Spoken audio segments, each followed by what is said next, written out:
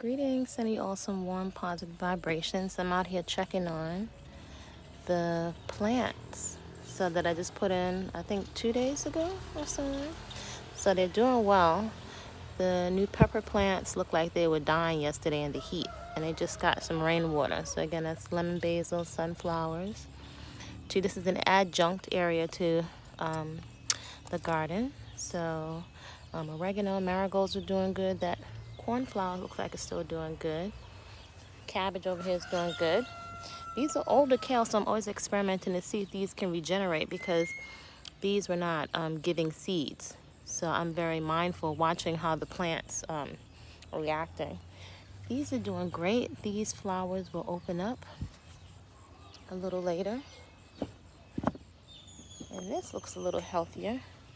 The cilantro is slow, so I think I'm going to make some compost tea. And again, these weeds are coming back like fire. So this is a meditation. This looks like it's healthier, but I can see that this needs some nutrients inside the soil. So I just came to check on these new babies. Up early. So greetings. Welcome to the channel. This is Body-Culinary. Personal trainer, professional chef, woman, natural born woman, lover of life. So I wanted to come on today. I'm going to check my other plants, my ginger, to talk about what was in my mind this early day. And I woke up early as per usual. The ginger's coming along nicely. It's old celery. Lots of things going to seed. And check it on these plants. So I happened to turn online, which I was like, you got to be careful what you're looking at. And one of the first things that struck me was something that was actually kind of fearful, like a fright. And I could acknowledge, which is why I really recommend a lot of quiet time. So I can see the new babies poking down in between here. I really recommend a lot of quiet time. So basically something that I looked at this morning online, this is a new transplant of some herbs. It freaked me out, and I was just slowing down to notice like a feeling of anxiety inside and even a fear. And I thought, these have to be transplanted.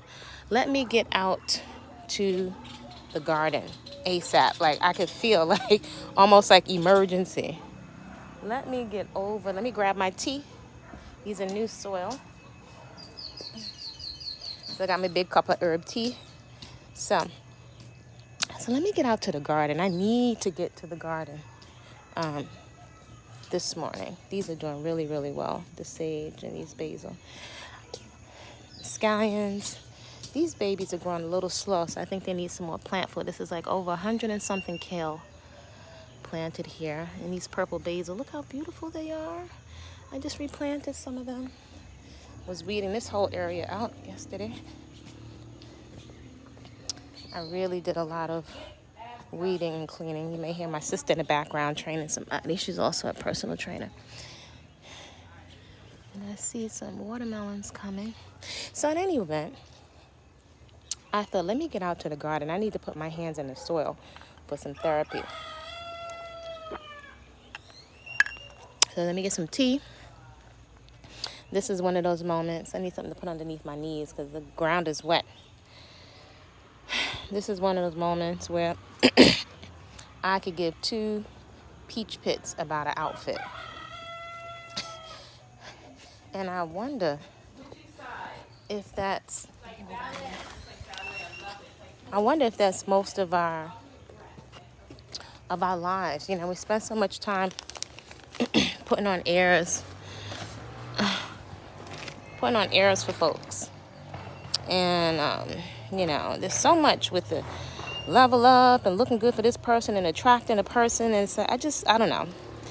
You know, on this channel, you're always welcome to comment respectfully in the comments. But I was just reflecting on how much of our decisions are based on fear. A lot of our basic decisions are based on fear. And fear and the different thoughts and emotions, they have a physiological response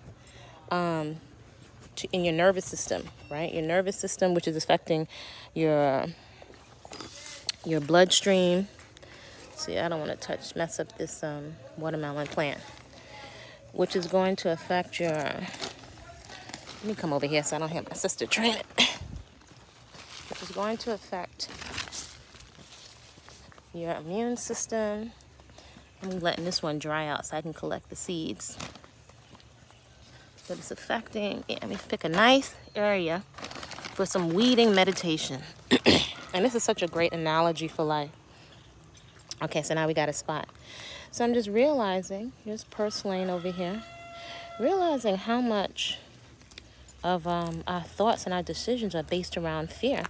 And I think that definitely shows up in terms of our food choices and the lack of awareness we have in our eating, because the subconscious part of the mind, right, that primal part that's geared for fight or flight, wants to survive. And when it's fear, you have an automatic response. So I observe, and this is just my observation after years with this being for decades, this being my practice and my observation, we're beating ourselves up while not understanding our human psychology, right? And as I've said before, I only get more and more confirmation. Companies and folks with an agenda for masses of people, they understand how people respond to fear. The things that are flashed on the news in a matter of seconds can have us all running to clear off the shelves of batteries and get this little corn growing here, of batteries and water and so on. But I could just, in listening to my internal dialogue, which is why I recommend, look at all this ant activity down here. Ants are smart. They know how to move when the rains are coming. I just noticed, I could sense and I could feel, because it's a subtle sensation. It's not like somebody smacking you in the face, but I can notice the anxiety. And after just watching something or reading a little something somebody posted online, and I realized it triggered such fear that I had to be like, oh my gosh. And it's I noticed it's paralyzing. It can be really paralyzing. It makes me very humble to, if you think of folks that have been the ancestors that have endured slavery, or somebody that has endured domestic abuse, physical abuse as a child, you can't pray that away.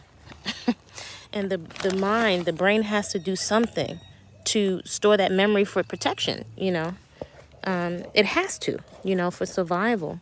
So I just realized, even fear of relationships, or loss, that's a basic fear.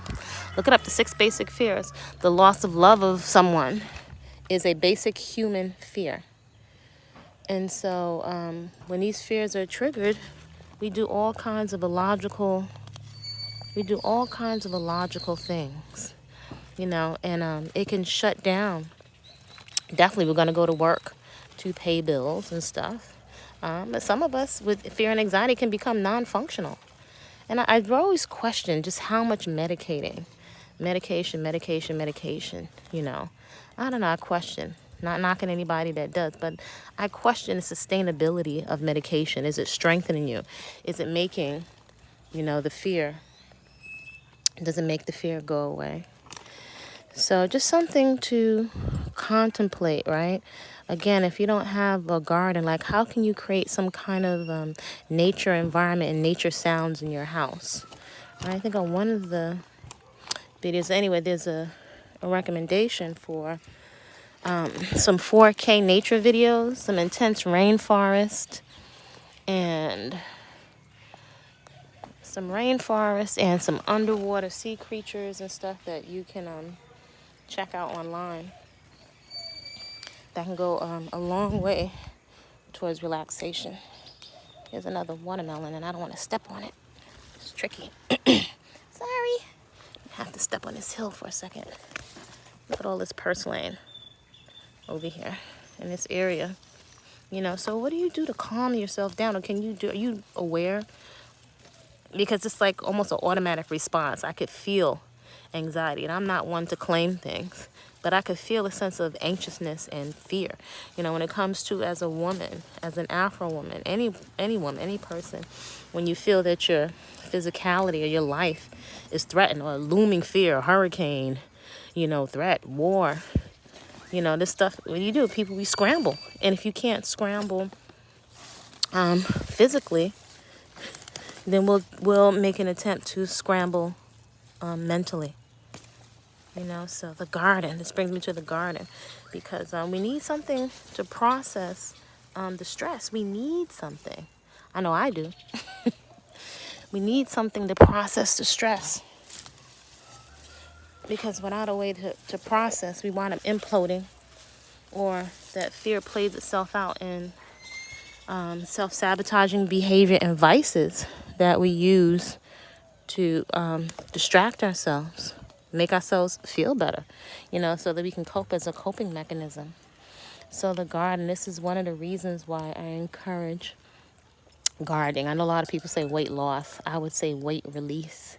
And then also, we spend all this money for products, for rapid hair growth. And I have always found it absolutely amazing that we're spending more money on products, when most of what's happening is from what we're putting inside.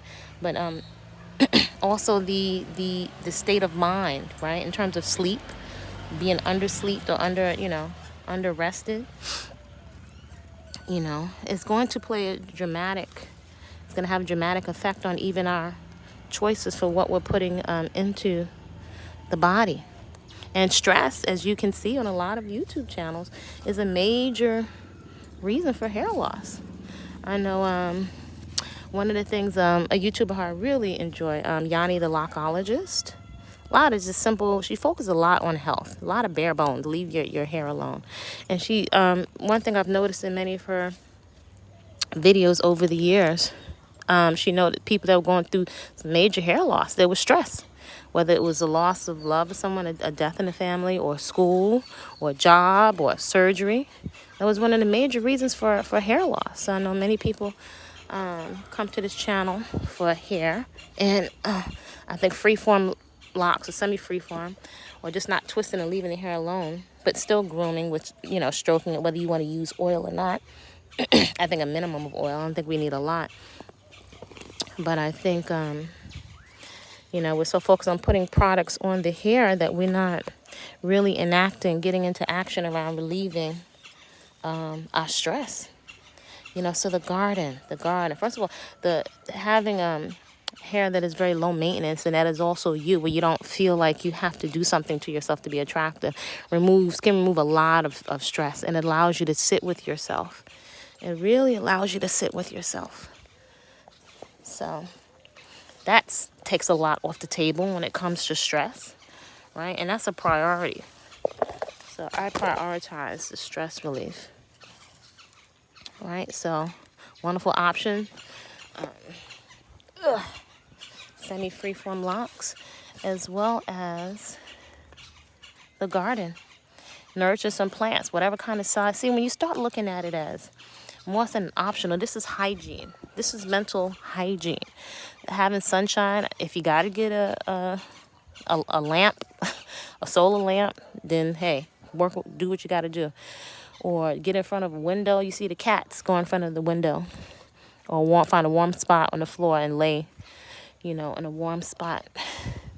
And then also putting some nature sounds on, or keeping that stuff at least as background noise on a regular basis. I consider this mental hygiene.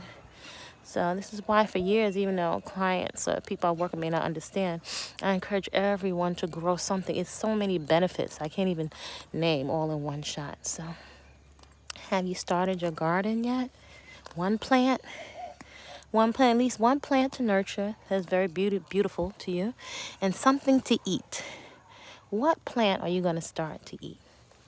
So I'm inviting you all to create a great day on purpose, just because you said so. Subscribe to the channel. Feel free to avail yourself of these tomatoes over here. of whole living foods in the hood with menus to fit your budget. And more so than any label, you know, a commitment to peaceful consumption, right? Peaceful to your arteries, your digestive system, right? Because if your digestive system is under duress and your body's not feeling good, it's hard to relax. Again, just to get off the hamster wheel of all this stress, taking a lot of different things off of the table. So that is a resource, very comprehensive resource that is available if you can't get to me for a consult. Put pictures. I thought of all the things that I wish somebody would have told me to save me years of time and money. That's whole living foods in the hood with menus to fit your budget, as well as natural hair, no beauty.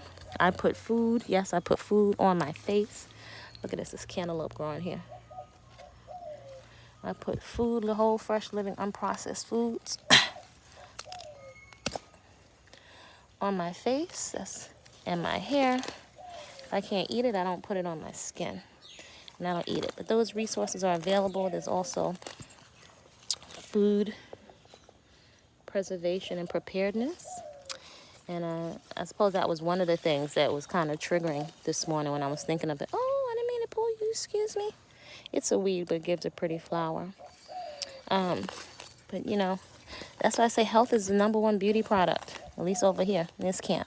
Take a lot off the table, because when you're doing this dirty work as soil, aka pun intended, dirty work, you know, this is not what I'm thinking of coming on camera with a whole bunch of makeup. It's just not a priority for me. You know, my relaxation and my peace of mind, that's more so a priority. So a healthy eating seminar for men, that's also on the channel. Avail yourself of those resources, and y'all create a great day on purpose. Share the video, and I will see you soon.